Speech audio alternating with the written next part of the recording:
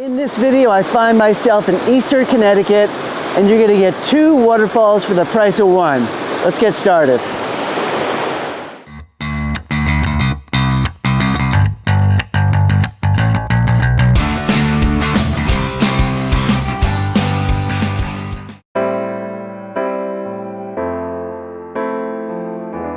Well, this morning I find myself in the eastern part of Connecticut, where I came to shoot a waterfall. Connecticut has some pretty nice waterfalls, some pretty well-known ones. Last week I was just at Kent Falls State Park. I'll show you a picture of that. That's pretty well-known, pretty well-trafficked. The waterfall I'm shooting this morning is not that well-known. It is, I believe, on private property, so I'm going to be pretty careful. There is a shot I can take from the road, but I really want to get closer to the falls. It is about a half hour before sunrise, and it's a foggy morning. I'm right by the Connecticut River, which is totally socked in with fog. So it could add to the mood. I'm not sure there's enough fog here to make a difference, but let me head over there and see if I can find this falls.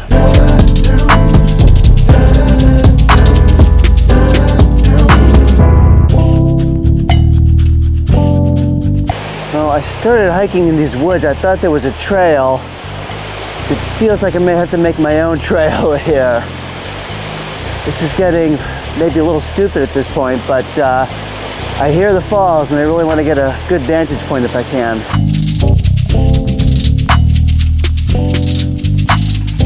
Well, I made it to a pretty good lookout here, and got a little fog in the air. You can see the falls behind me there. Got some color in the trees. I don't know if I'm gonna hike down into the rocks here, but this might be a good shot. Here, I've got my 24-70 lens. I'm gonna set up and click off some shots. This is unbelievably pretty, I gotta tell you. Challenge I have is that that sky up there with the fog is fairly bright compared to the foreground, and so it's a big dynamic range. What I'll probably do is take multiple shots at different exposures and then blend them together in Photoshop. I'm seeing already I could pull a lot out of one image. I think I'm getting like no blown highlights and getting some total blacks, but I think I could pull it out a little bit.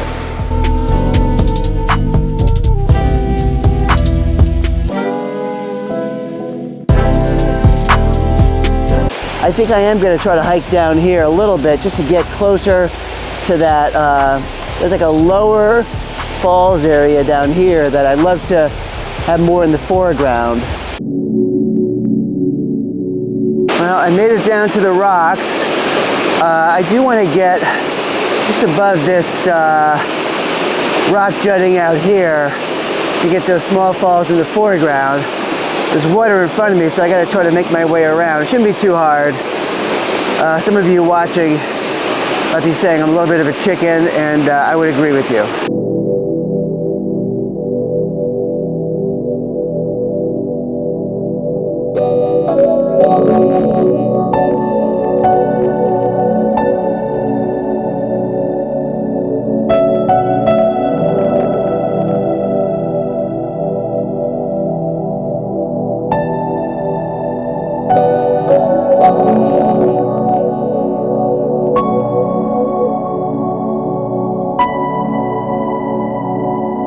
Now, I'm going to walk back down the stream a bit. Yeah, the issue is the rocks are pretty slippery, and if I start to slide, I go right into the drink here, so I don't want to do that. I do have my hip waders back at the car. I could get those and just go in the water here, but I don't think I'm going to do that either. Well, I came back to an earlier rock I was positioned on. You can see me down there. I like this vantage point because I'm getting kind of the falls in the center. I've got leaves on both sides, more colorful on one, but that's okay. What I do have, let me turn the camera around. I want to show you one thing. So down in the foreground here, we have these white bubbles, and they're kind of going in a bit of a swirl. What would be really cool is to do a really long exposure and get those bubbles swirling. I don't have any ND filters with me now, so what I am doing is just going out to f/22, got my lowest ISO, going out to about 10-12 seconds of getting some swirl. This will be too bright, but I'll take a second shot at a faster shutter speed to get that properly exposed.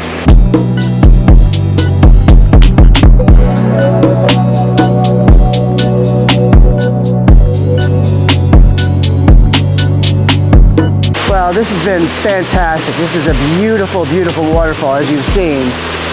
And it's just this hidden gem. It's not in upstate Park.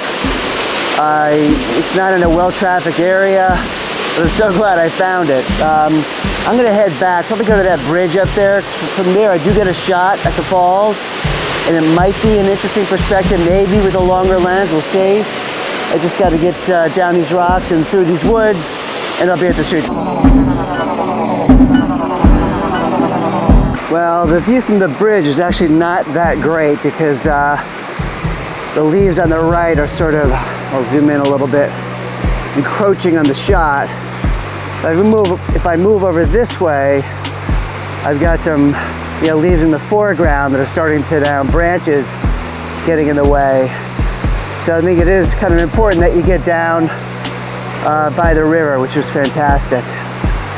Glad I wasn't chased away. This is great. Well, that was amazing. That was just a beautiful spot. I am right by the Connecticut River. It was very foggy before, you couldn't see a thing. The fog is actually starting to lift now. I'm gonna walk down there. It's literally about 50 yards, maybe 50 feet, I don't know. It's pretty close. Just to see if there's anything over there. Some nice colors. Well, it's very pretty here. I don't know if there's a shot here. I'm gonna take some shots. The issue is that sky is very bright relative to those trees. This vlogging camera is adjusting for it, but in a raw image, there's gonna be a big dynamic range. My camera can sort of handle that, so I'm gonna, again, click off some shots, get some of this mist on the water and the trees behind it.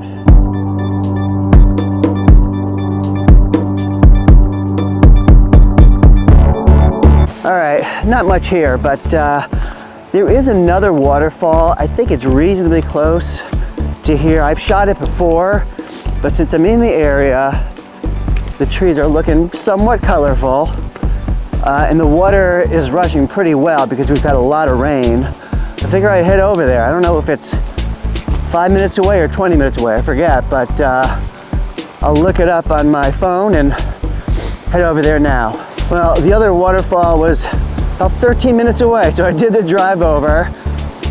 What's nice about it is there is no hiking. You literally shoot it from the side of the road. In fact, I'm walking up to it right now.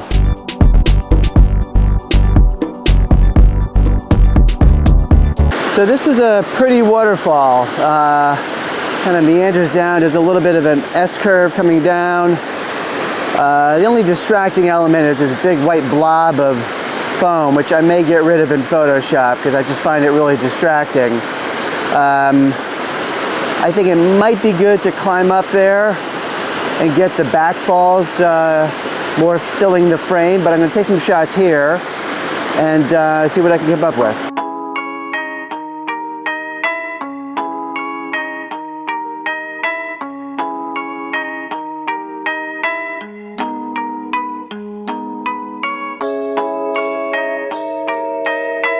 I got some good shots here. I'm going to try to go on the other side of the river, maybe get out of these rocks here, get a little closer. We'll see what kind of angle I can find over there. Well, as you can see on the sun on my face, the sun has risen pretty well, so it's hitting a lot of light on these falls. So to do a longer exposure, it's getting trickier. I'll have to use a neutral density filter probably, which I will break out. I have my pack with me, so I'll break that out, set up on these rocks here and see if I can get a shot. Well, I was able to pull out my 3-stop ND filter, and that darkens the scene a little bit. That allows for a longer exposure. So now I'm doing about 1.5 seconds, and this water is rushing pretty quickly. That's all you need really to get that nice smooth effect of the waterfall, which is what you really want when you're shooting falls like this. Very pretty area here.